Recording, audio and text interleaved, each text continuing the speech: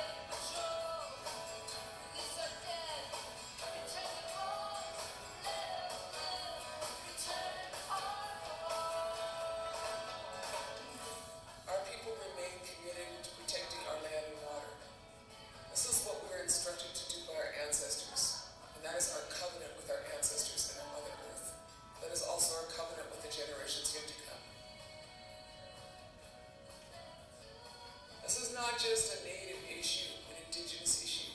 It affects us all. Whether you have feet, wings, fins, and roots, we're all in this together. No corporation has a right to this land, water, and our future. This is Winona Laduke for Honor the Earth.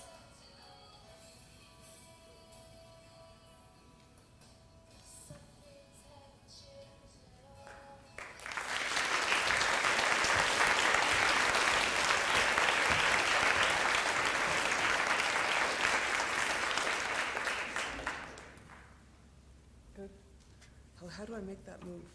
Just this arrow right there. That's a good one. Okay, thank you. Huh? Yeah. Oh, thank you. Hello again. Thank you again for having me. As I said, I'm very honored to be here. I just came off about a 200-mile ride on that proposed pipeline, the sand pipeline. And it does not actually come from here, as you saw. It comes from North Dakota, a place where it's as egregious what is happening there as it is what's happening here. And so it was nice that's the first time I stayed in a fancy hotel in about a month, a lot of camping. But what I want to talk to you about is the transition, where we are and where we need to go. And this month in our language is called Manominike Gisis, which is the wild rice making moon. The moon that follows it is Watibaga Gisis, when the leaves change color. And then Benakwe Gisis, the leaves fall moon. Gashkadno Gisis, that's when it freezes over. That's actually around November when it freezes over in our territory, although apparently it has started. Then we have Manadu Gisis Soon's little spirit moon, Gichi Manadu Gisis, great spirit moon. Then we have a moon, Name Bene Gisis, when the suckers run. Suckers are kind of fish. Do you have those up here? Yeah. And then we have Onabana Gisis, which is around March. They call it the hard-crusted snow moon. And you all know what that is, right? Freezes, thaws, freezes again. Also known as the moon you don't want to do a face plant in the snow. Iskigami Zigigizis, that's our maple syruping moon. Do you have maple syruping here? East, in the general in Canada thing? Yeah, okay, yeah. Iskigami Zigigizis, and then we have Wabagana Gisis, which is the flower moon, Odaimana Gisis, strawberry moon, Mean Gisis, which is the blueberry moon. And I thought that you would like to hear my language, although a lot of you probably know languages that are similar. But I wanted to have you listen to those moons, because those moons, it's a calendar that's based on a land. That's a calendar that's based on a land. And I don't know if you noticed, but none of those moons is named after a Roman emperor. It is possible to have an entire worldview that has nothing to do with empire, and you'll be okay. I just want to put that thought out there, because I think about that, because I am like you. I have lived my entire life in the fossil fuel era. That's the reality, I've enjoyed it pretty fully. How you guys done? You liked it? Huge roads here. I noticed that when I came in last night. That's like the biggest intercity highway system I've ever seen in my life. You guys must have a lot of gas or something, right, to drive around. But the point of this is that I've lived my entire life in the fossil fuel economy, so have all of you. And what I actually would like is a graceful transition out of it. That's what I'm all for. I don't want to crash my way out. I want a transition that is graceful. And I think that we need to keep that in mind, because there is a way to do that, but we're going to need to do that. And I just tell you one story, and then I'm going to talk a little bit about the economics of this. But the story is that I went to what was known as the Cowboys and Indians Alliance. A bunch of us rode our horse in Washington, D.C. To oppose the Keystone XL pipeline. I joined with the Lakotas, and I went there, and I'm actually going to show you there's my sister riding in Washington, D.C. Now, if you don't like me, you can always talk to my sister. That's what I say. She's like 6'2", terrifying, makes most men run. And we'll give any man a good run for his money if he's chasing a woman. She will totally, hands down, get that woman before him. But anyway, that's my sister. We're riding our horses in Washington, D.C., and I go back to our teepee, which is on the mall in Washington, D.C., and which there's 8 teepees that the Lakotas put up, and then there was our teepee. They wouldn't let us be with the Lakotas. We had to have our own little thing. So I was like, all right, we had the totally coolest teepee. But anyway, I'm sitting in my teepee on the Washington Mall. I have to say that several times because there's not a lot of people that can say that, right? I was in my teepee on the Washington Mall hanging out with my 2 14-year-old sons. And this guy comes and he sticks his head in the teepee and he says, Winona, would you like to go for a ride in my car? And I'm thinking, what a great line. That's like, I heard that line when I was 16, 17, and I'm still hearing that line, and I'm 50. And he says, would you like to go for a ride in my car? And my 14-year-old sons are looking at me like, Mom, you're not going to walk off with that guy in his car, are you? And I'm like, looking at the guy, and he says, I have a Tesla. I was like, oh yeah, I want to go for a ride in your Tesla. Which is what any sane person would say, right? So the point of this is that I walked out of my teepee into a Tesla, right? 4-door red Tesla, 0 to 70 in no time, and it's no combustion engine. Y'all know that, right? It's an entirely electric car that the guy powered on solar panels at his house, right? And basically that's what I want. I want to walk out of my teepee into a Tesla. And I want you to think about that, because what we are dealing with now in terms of whether it is the Alberta government, the Canadian government, or any major corporation is a bunch of really not only outdated but dangerous choices in technology. And we have a right to go to the place we need to. And as some of you may have noted, this summer Tesla actually open sourced all its technology, right? Now, I still can't afford that Tesla. I'm going to work on that plan. I want a Tesla pickup truck, actually, to haul my horse trailer, or when I'm not just with my horses. But I want you to think about that and not give up on that, because one of the things that I know is that we don't give ourselves permission sometimes to actually envision where we're going. We spend a lot of time reacting. So in my privileged life, I was taking an Ojibwe class, and I was, my professor just loved me, and he said, he's so interested in what we're doing, and he gave me this word in Ojibwe, which is jimisawabandaming. Jimisawabandaming. He said that describes what you're doing. He said it's like positive window shopping for your future. It's like, what do you want? What do we want? Where are we going? How are we going to get there? If you're going to let someone else figure that out for you, you're not going to like the consequences. That's the reality of the situation. And so you have to have the courage to do that. So this is going to be a little bit about that and those choices. And in our Anishinaabe teachings, which I hold very seriously, we have a teaching that talks about this time as the time of the seventh fire. And I know a lot of you know that, but in that time it said that we have a choice between two paths. One path, they say, is well-worn, but it is scorched. The other path, they say, is not well-worn, and it is green. And it is our choice upon which path to embark. And that's where we are. They said that was us as Anishinaabe people. That would be our choice. But what I really think is that is where we are in North America. And you got to make the choice, and you got to put your manao, or your power, into making it happen. That's the reality. So I'm going to talk a little bit about that in terms of the economics of it. This is a thing about us as Anishinaabe people, and I know you've all seen this kind of art because you're in Canada. But I show this slide a lot because I like this piece of art. And, it's Anishinaabe. It shows a lot of our teachings and the spirit beings, the spirit connection between the beings and the looking inside of beings. It's an entirely different art paradigm. And the reason I show it often is that I was an undergraduate at Harvard. And when I studied at Harvard, if you wanted to study the art from Europe, you went to the fine arts department. And if you wanted to study the art from Native America, you went to anthropology. And so what I want to suggest, which I'm sure that all of you are onto already, is that that's a total valuation of what is valid and what is not valid.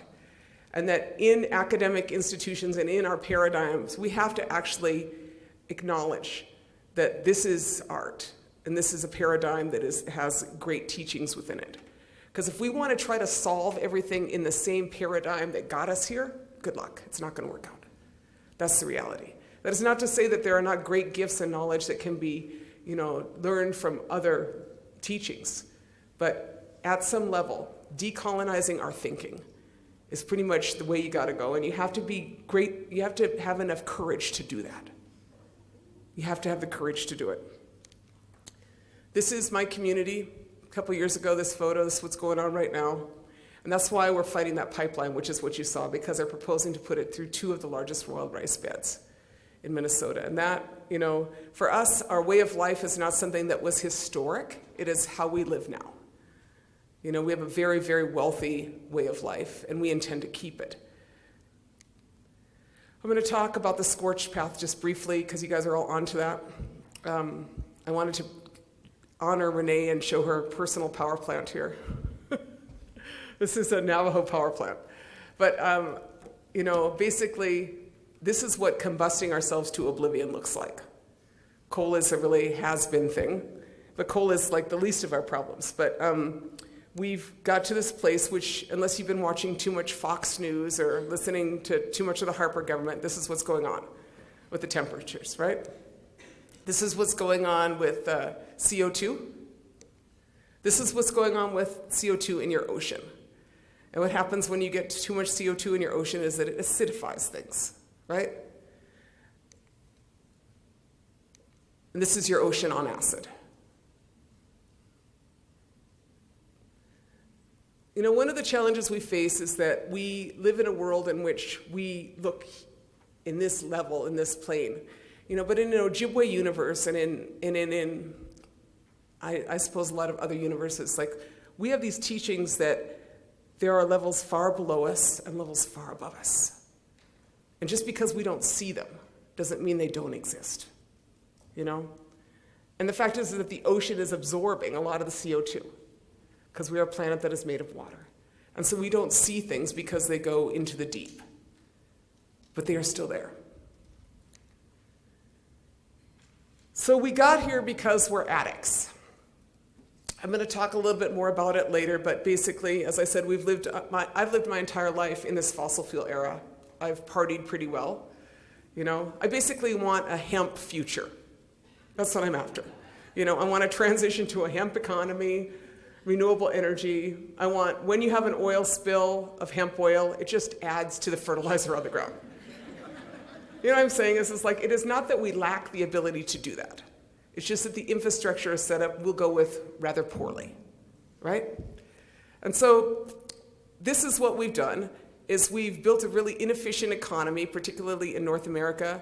The only people who consume more than Americans per capita are Canadians, right? And I was like, how could you consume more than American?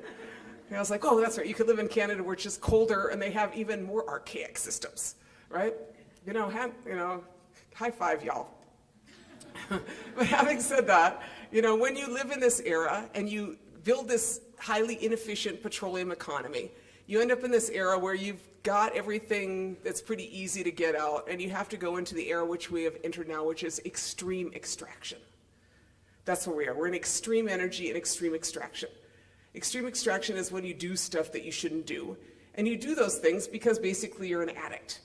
And I don't know if any of you have addicts in your family. I have addicts in my family, and they're like a total drag. Do you notice this? Like, I actually have one addiction I'm like totally onto. Like, I am a caffeine addict, But I told you I stayed up really late partying about our little Enbridge victory last night, so I had to go to find Starbucks this morning. But having said that, I try to keep my addiction down to that, because anything else determines things, and I don't like behaving like that, Like, I don't even like people who smoke too much. I'm like, you're an addict. You want me to drive to the store for you to get cigarettes? Forget it. Loser. No, I didn't say that quite, but I mean, do you know what I'm saying? You do not want me to be your parent. Let me put it that way. Or your auntie. I'm like, loser. Don't do that. But having said that, you all know what it's like. Like, people who are alcoholics do bad stuff. People who need, too much pot, too addicted to pot. I have a total tolerance policy on pot. But if you got like issues and you can't, keep it together, you should like deal with that, right? All those other drugs.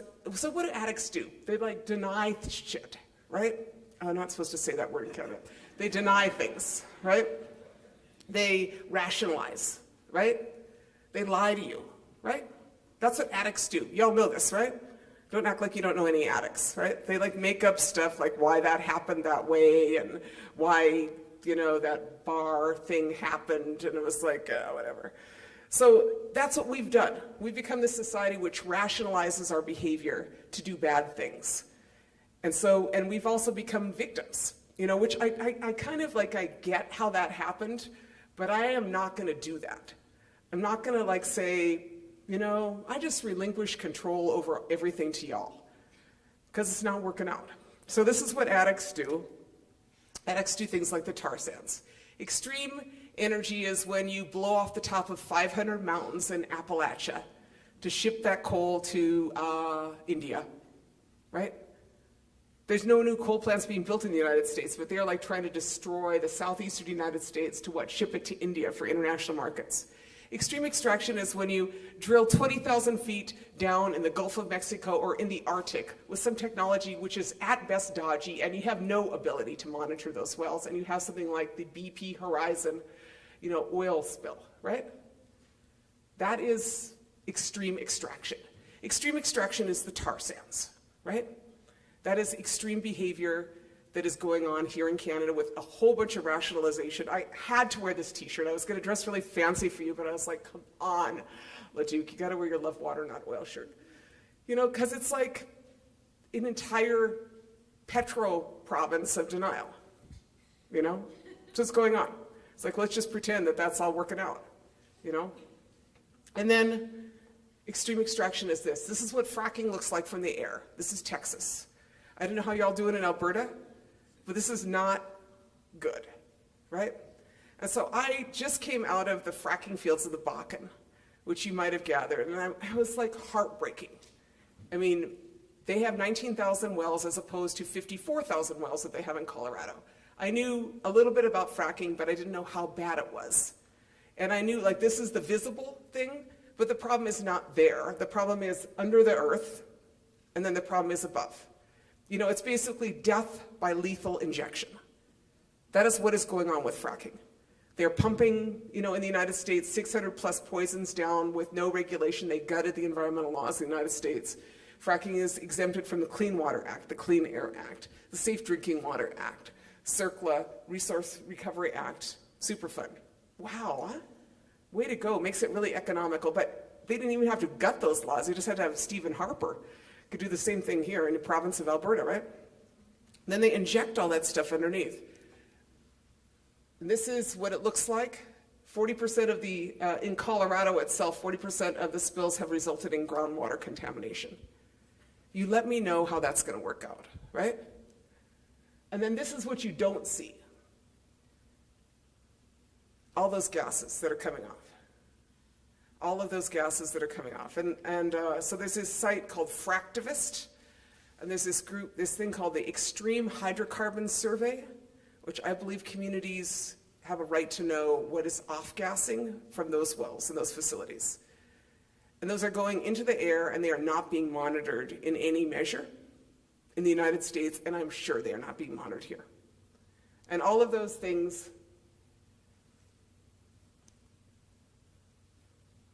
cause that. You know, and my feeling is that the people, the Mandan-Hidatsa and Arikara people who have survived smallpox, who have survived the Garrison Dam, who have survived being treated like, just treated so poorly by the state of North Dakota, that they will make themselves extinct. Because in 1 or 2 generations, they will no longer be able to reproduce because of all the endocrine disruptors. And the same thing is going to happen in Alberta. It's endocrine disruptors add to the carcinogens, right? And those are not being monitored by your industry. So that is why we're fighting these pipelines. And we're fighting because it's not only the problem of extreme extraction, it's the entire retooling of an energy infrastructure for an addicted and inefficient system. And that's what we try to impart in that movie. It's like, what I want is a graceful transition. I want to like make friends with Venezuela, wean ourselves into hemp and solar, get our systems to work, and move into something that we can live with, right? And you know, you guys have hung out with me for 15 minutes here, and you know, the thing that irritates the hell out of me is that I have to spend my time fighting stupid Enbridge. You know? And the reason I have to fight them is what they are proposing to do will interfere with the life that the Creator gave me. Will interfere with the way of life that my people have been guaranteed and we have a covenant for. That is that we harvest our rice, we fish, we hunt, and we live according to our instructions. And what they are proposing to do will make it impossible for my grandchildren to live that life. So I have to spend this inordinate amount of time fighting an evil corporation whose main interest is in moving the dysfunctional, highly extracted energy systems in Canada and in the Bakken to some markets for profit. So that's my territory. My reservation is this one over here. It's called White Earth. And as you see, the line clips the Mississippi headwaters. And this is what the new infrastructure plans look like. And you know what? When I leave here at some point, you guys all got my email. I do not have the complimentary Canadian maps. You know what I'm saying? It's like I have some stuff that goes into Canada, but I have this really artificial border in a lot of my slides. And it's like, whoops, I guess nothing's happening up there, which is totally not true. You know, I get that. So if anybody, wants to help contribute to my archaic system and mapping programs, please do. But in our case, they're also trying to send everything to the most inland port in the United States, which is Duluth or Superior. because that's how they plan on getting stuff out to the east, right? By any means possible. And this is what they do. So this is just kind of in the end of the, I'm going to be done bumming you out in about a minute here. I just want you guys to all know that, because I don't really like talking about what's messed up, but I'm just kind of just like laying it out one more time. This is a really geeky slide. I'm fully aware of that. But the reason I'm showing you this slide came from Lawrence Livermore Labs, which is like some really right-wing think tank at Berkeley, right? And what they're pointing out is that between point of origin and point of consumption, 57% of the energy in the US energy system is wasted. 57% is wasted, right? Canada, it's probably higher, frankly.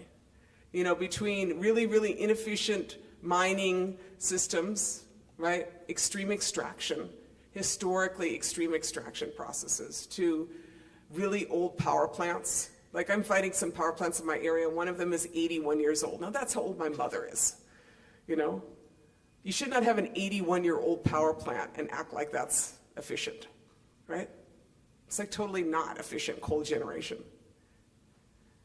To transmission lines, to pipelines, like, one of my favorite things is that the pipelines, I believe that the Keystone XL, part of it in North Dakota or in South Dakota, they're proposing to power by wind. I was like, that is so weird. Let's just put up a whole wind project to power a really inefficient pipeline, right?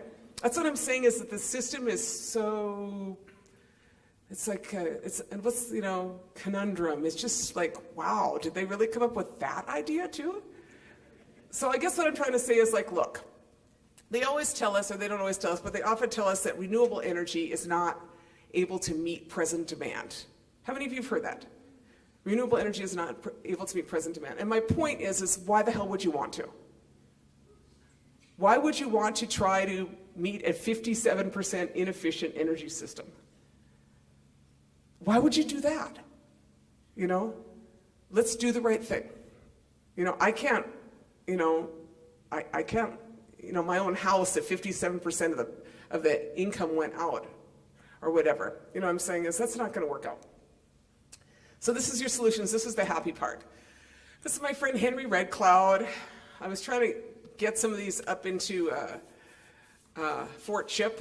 I'm all about this process of First Nation trade. Blackfeet, you guys would be excellent candidates for this. This is Oglala Lakota Nation. This is called Lakota Solar Enterprises. And this guy, Henry Red Cloud, has put up about 1,000 of these solar thermal panels. We put 10 up this summer on my reservation. South-facing wall. No trees in front of it.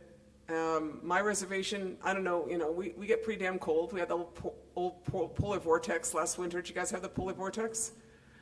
I was like, funna. It was like minus 40 for a while. Anyway, if you get your house somewhat energy efficient, but if you have this south-facing wall, you could save 25% of your fuel. Combine that with some wood or, high-efficient stuff, right? My interest is in moving out of fossil fuels. So solar thermal, it's a really easy thing. About $1,500, probably about $1,800 in Canada. You can even make it out of 87 beer cans, I was laughing because one of my staff, we did one like that, and my staff was like, what kind of beer? I was like, well, we could, you guys could try different kinds, and we could see if some of the cans were more efficient, I mean, I don't, that's one kind of, you could do pop cans. There's so much Pepsi drank up here, my God, you guys. But I'm saying, do something that's going to work instead of trying to feed their system. But this guy, Lakota Solar Enterprises, this is what it looks like when it's scaled up. This is Today College. We did this project, I worked on it, 25 kilowatts of solar powering one of their buildings, at their tribal college. I'm interested in energy that is scaled to the right size.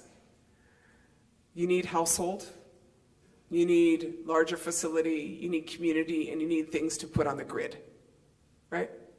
That's what you need. This is what wind, see, this is the map that is bothering me right now, but I know how windy it is out here. I heard that Blackfeets have to walk leaning or something like that.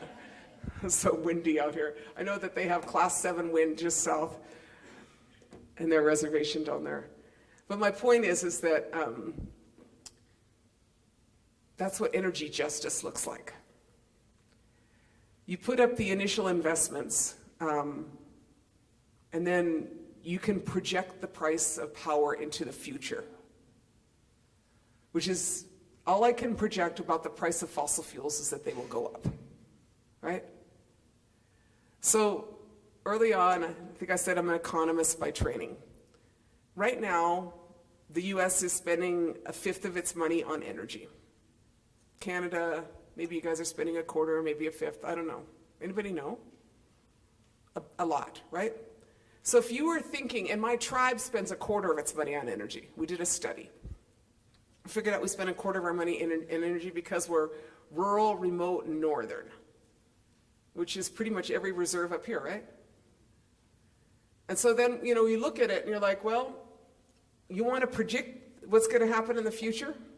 You want to have some control of it, or you just want to just let the price of fossil fuels keep going up and hope that someone's going to pay your electric bill or pay your heating bill, right? And that's what I'm saying is that if you actually want to control your future, you have to move to those renewables where you have control, whether it is solar or whether it is wind. Absent that, we will have no control over our economies. This is what it looks like in terms of food. My tribe spends a quarter of its money on energy and a quarter of its money on food. I have no idea if that is true for other reservations, but I would make a guess, right? Especially because in my house, you heard the multitude of mammals, although ducks are not mammals. So on Facebook last night, my niece posted this picture of the ducks are in the bathtub at my house. I was like, what? That's like, I don't know, that's like very traumatic for an Ojibwe. That's, like my grandchildren are holding the ducks. It's like, oh, this is not good.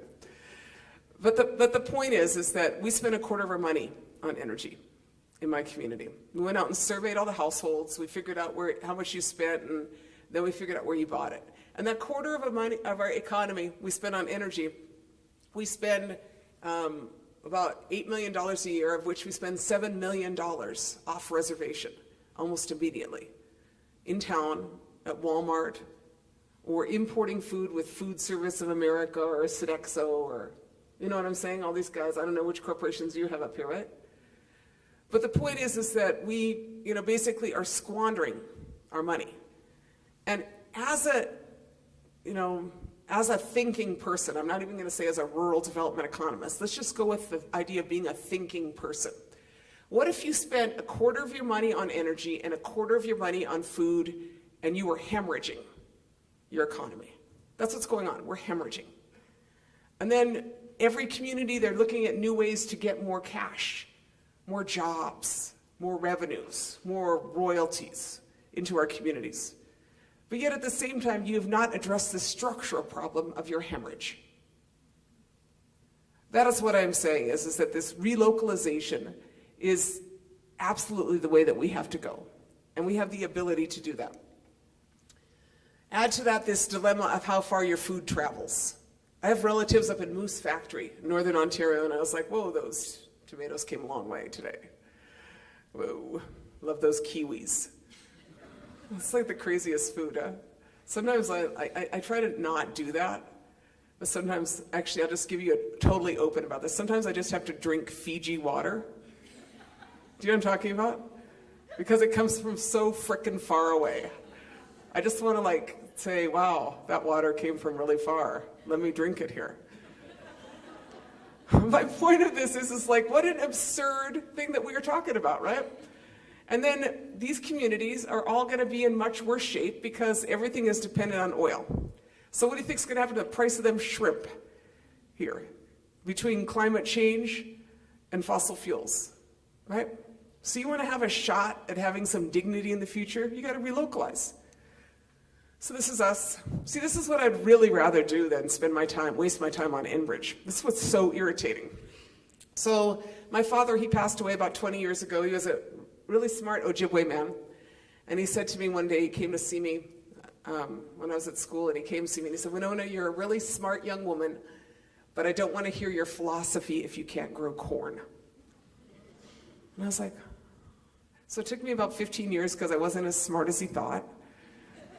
And then I became a corn grower, right? And this year I have to say that I had to relinquish my corn growing to others because I was riding pipelines and fighting Enbridge, which I already mentioned like 12 times how upset I am, right? That they're wasting my time when I could be farming, right? So the point of this is that we grow these northern varieties. I'm interested in the restoration of these northern varieties. So the Anishinaabe people are the people that pushed corn 100 miles north of Winnipeg. Northern varieties, we're the northernmost corn growers in the world. That's some intellectual capital that is historic. And so that is what we grow. This is a Bear Island flint. It came from the middle of the Leech Lake Reservation. There's an island that's called Bear Island. And I got it about this much from a seed grower at the University of Iowa. And he gave that to me, and we have fields of it now. It's a hominy corn. Do you guys know what a hominy corn is? How many of you have ever had hominy? Okay, you guys got to start working on your local foods, reintroducing these foods, but it's, it's like pozole. Do you guys eat Mexican food? All right, so it's a flint corn, has twice the B vitamins and twice the protein of market varieties. It's cool. I never had a crop failure with Bear Island flint. It's multicolor. Every time you open it up, it's like Christmas, Interestingly enough, you largely have to harvest it by hand. And I plant by hand. I'm actually going to start cultivating with horses. I did some this year. But the point of this is that there's something about the industrialization of agriculture which is wrong. And I think you see it when you drive out here. They look like war machines in the fields. We just have to own that that is not a way to live. That's a way to kill your soil. And when you have to grow your own food and when you have to actually pick some of your corn yourself, it makes you a better person. That's just what I'd say. So I grow that. We grow this pink lady corn, which is known as, it's magenta pink in color. And people say, why do you grow that? And I say, because it's pink and I'm the executive director and I want pink corn. So people say, would you grow blue corn? I said, grow your own corn. I mean, there's like 75, there's 8,000 varieties of corn. So what I'm saying is pick your own, grow your own. But you might want to grow northern varieties. I specialize in this Manitoba white flint, which grows really well in the north. I've never had a crop failure. This is a really cool corn called eagle corn. You could see why they call it eagle corn. That's Pawnee. It's part of their whole, one of their sacred corn varieties. This is my picture of my friend Frank in a cornfield. When I first grew the corn, I thought I had failed because it was short. I was like, oh, I'm not a good corn grower. And then I met Frank, and he's like, no, this is how the corn grows. Because the point is that the corn actually doesn't need to be tall. And when you're short like that, you are much better at surviving a windstorm. When you're short like that, you're a lot more frost resistant and you're a lot more drought resistant. So our varieties are frost resistant, drought resistant, and when the big winds came through a few years ago, I was watching my fields and I was watching the other fields, and Monsanto's fields went down, but my field stood, right? So I'm telling you this because in a time of climate change that we're in, you should try to figure out how to grow varieties that are going to hang out and that you got a shot at growing. And so that's why we grow these. And then this is my friend Will Allen at Growing Power. How many of you have heard of him? Okay, you guys have to look this guy up. Will Allen. He's like one of the coolest guys in the world. I love him. He's from Milwaukee, Wisconsin, and he grows 1 million pounds on 3 acres. He does urban agriculture with a bunch of greenhouses and goats and mushrooms and hydroponics and tilapia. It's simple and elegant food systems in the north. There's no reason why those food systems do not exist in every northern city. There's no reason why we don't do this. Except for maybe a little bit of a lack of ambition, or sometimes, from my own point, some people, you get to be people that say, I can't garden. I don't really know how to do that. At some point, you have to liberate yourselves. And you have to either, work with farmers or just, figure out how to be, because, you're all really smart. I'm a smart girl too. But the point is that we became a generation of people who, by and large, are really smart, but we can't do anything. I don't know how else to put it. You know what I'm saying? It's like most people don't get their own fuel or wood, right? They don't grow their own food. They don't know how to sew. They don't know how to build houses. You understand what I'm saying? We now shop. That's what we've grown to be, people that do. We are really smart and we shop a lot. And that is actually not a good idea over the long haul. We need to be people who have more agency, because in that you lack agency and you become part of this addicted consumer economy where you have to buy everything. And so just that whole spiritual process of re-engagement, I think, is important.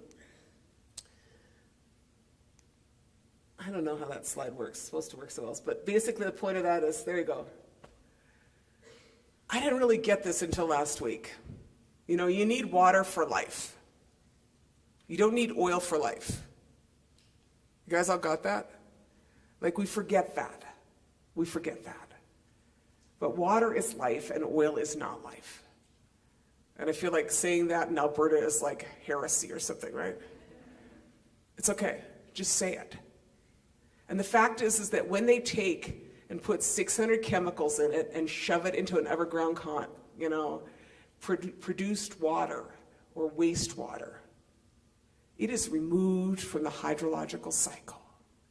It is no longer going to rain that water, because now that water is toxic. It's gone. And you've created dead water, you created poison water. So just, if you want rain, you have to stop them, because they will keep reducing the amount of rain we have. That's what's happening in Colorado now. These are the last bummer numbers. 2 degrees.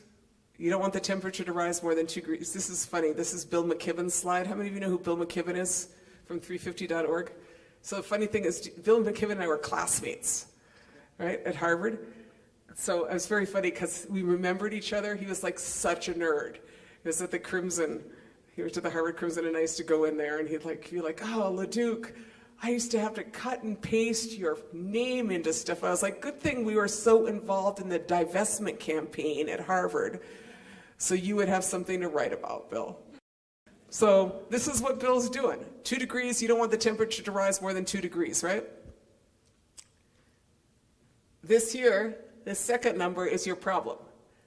This is how much CO2 you can combust in order to keep it below 2 degrees, right? 565 gigatons. I have really no idea how much that is. The math got kind of big on me. But what I will tell you is that there's 240 gigatons in the tar sands. So you guys get how important Alberta is in this. So almost half the carbon that can be combusted by the whole world is sitting in Alberta. Right? That's how much we can combust and not combust ourselves to oblivion and cause such a chaotic climate mess, right? And this is your third figure. 2,795 gigatons. That is the amount of carbon that is held presently in what is considered the assets or reserved of fossil fuel companies. So Syncrude, right? Shell, BP, Exxon. All those guys are holding those as assets. That's not even new to be discovered reserves. That's what they are counting, and they're putting it on their books. And part of the reason I talk about this is that I'm an economist. In business school, they will tell you that that is an asset. That's not an asset, that is a liability. And that is part of the decolonizing of our thinking, because they cannot say that that is an asset. We have to refer to these things as liabilities. They're planetary liabilities, intergenerationally. This is who I'm accountable to. Those guys, they're the traditional chiefs of one of our villages, and we went over there and we rode our horse from their reserve to ours, You we got a choice between two paths.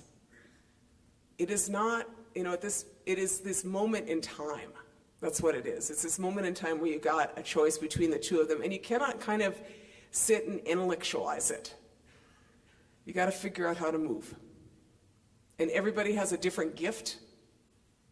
Everybody has a different gift in this, but it's this moment in time when you can protect your water, or you can watch us combust. In my thinking, I'm very privileged. And a few years ago, I went to this place called Vanuatu, which won the award as the happiest country in the world. You heard of this Happy Planet Index, right? And then there's like Bhutan with the Gross National Happiness Index. These are like cool places, right? And it turns out, I was down there checking out why they were so happy. They looked really happy to me. But they're like a Melanesian island in the middle of the Pacific. I cruise up there to their village, and I get up there and I'm with my then 11-year-old son who's like horrified because the little boys are wearing like no clothes. They have these like little penis sheaths on, literally. Like this little covers for their nugs, right? My 11-year-old's like, Mom, they're naked. I was like, well, that's your problem, isn't it? Which is, again, why you don't want me as a parent. I'm like, deal, and get out of the car, right? So took him 10 minutes, and he was like totally full on playing soccer with these kids, right? But in this village, these guys had, in the country of Vanuatu, they had, 85% of their food is local. They even had their own little brewery there. And you know what they did? It was so smart. I couldn't even believe it. Is they didn't send their bottles back to China to get remade. They just refilled them. It's like, oh, that's like an efficiency in your economy thing, isn't it? Right? Nobody really cares about them because they're like way out there, right? They have mostly local food, and they did these indicators of what was quality of life. And their indicators were health, if the status of women was good, what happened with our old people? If they had security, if they had access to their land, their culture, and their way of life. And I was thinking, man, those indicators of happiness are pretty resonant with everybody. They got something going on, And they made me laugh because when they went to town, they put on more clothes. And you know what they put on? They all had like Bob Marley t-shirts. I was like, that's cool, They didn't have like Kiss t-shirts or anything. They were like totally into Bob Marley. But the point of this is that it's redefining where we're going. And I feel like you got a choice between two paths. Take the right one. Love water, not oil. And that's, we can do this, but you gotta be present for it. So, Miigwech, thank you for your time. Happy to answer some questions if you like.